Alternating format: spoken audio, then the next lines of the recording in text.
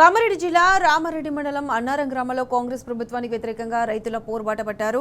రోడ్డుపై బైఠాయించి ప్రభుత్వానికి వ్యతిరేకంగా నినాదాలు చేశారు. పంట చేతికొచ్చి 2 నెలలు గడుస్తున్నా కాంటాలు చేయడం లేదని రైతులు మండిపడ్డారు. ప్రభుత్వ నిర్లక్ష్యం వల్లే వానకు వడ్లు తడిసి మొలకెత్తాయని, ప్రభుత్వం సకాలంలో ధాన్యం కొనుగోలు చేస్తే మొలకలు వచ్చేవి కావని రైతులు ఆవేదన వ్యక్తం చేశారు. తక్షణమే ప్రభుత్వం తడిసిన ధాన్యాన్ని కొనుగోలు చేయాలని డిమాండ్ చేశారు.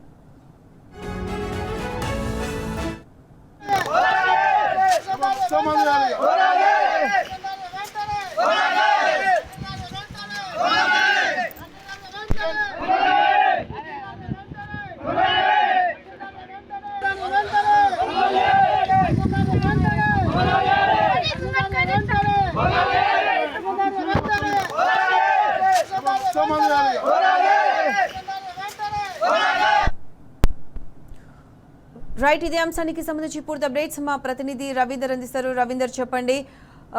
మొలకలు వచ్చేవి కావని రైతులు ఆవేదన వ్యక్తం చేశారు. తక్షణమే తడిసిన ధాన్యాన్ని కొనుగోలు చేయాలని రైతులు కామారెడ్డిలో డిమాండ్ చేస్తున్నారు. దీనికి సంబంధించి పూర్తి అప్డేట్స్ ఏంటి?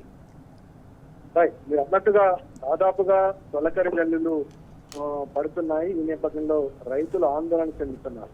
వర్షాలు కురుస్తున్న నేపథ్యంలో గతంలో ఎండాకాలం పండించినటువంటి యాసంగి పంటను సకాలంలో ప్రభుత్వం కొనుగోలు చేయక కేవలం ప్రభుత్వ నిర్లక్ష్యం వల్లే వడ్లు కోసి దాదాపు 2 నెలలు గడుస్తున్నాయి. ఇంకా రైతుల కళ్ళాల్లోనే ధాన్యం ఉంది.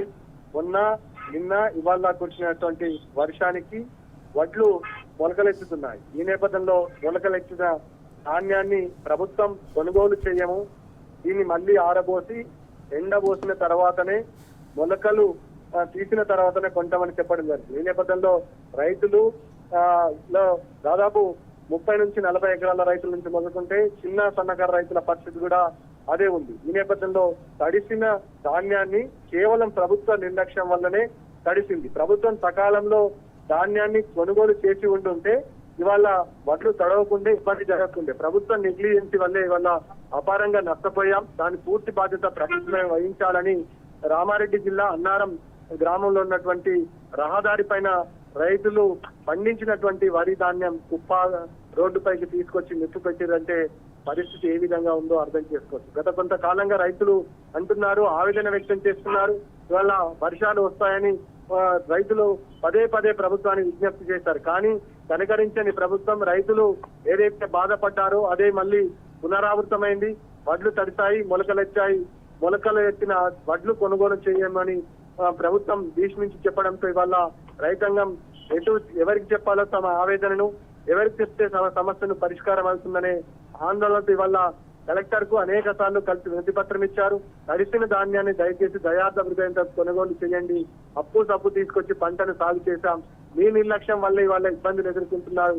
మీరు ఆ రోజు కొనుగోలు చేసి మీరు సకాలంలో కోసిన సమయంలో మీరు కొనుగోలు చేసి ఉండుంటే వల్ల మాకు ఇబ్బందికరమైన సిచ్యువేషన్ వచ్చేది కాదు, వడ్లు తడిసిపోయేవి కాదు అని పదే పదే స్థానికంగా ఉన్నటువంటి ఎమ్మెల్యే ఎల్లారెడ్డి మదన్ మోహన్ కు, అదేవిధంగా జిల్లా కలెక్టర్ కు, ఇక్కడ ఉన్నటువంటి సివిల్ సప్లై అధికారులకు పదే పదే కోరడం జరిగింది. ఈ నేపథ్యంలో ఆ ప్రభుత్వ నిర్లక్ష్యం వల్ల తడిసిన ధాన్యాన్ని రైతు ఇవాళ కడుపు మండి ఆవేదన వ్యక్తం చేసి కంటి బిడ్డల మొన్నటి వరకు సాగుకున్న వడ్లను రోడ్డుపైకి తీసుకొచ్చి తగలబెట్టిందంటే ప్రభుత్వం పైన రైతులు ఉన్నటువంటి ఆగ్రహం మరోసారి వ్యక్తమైంది.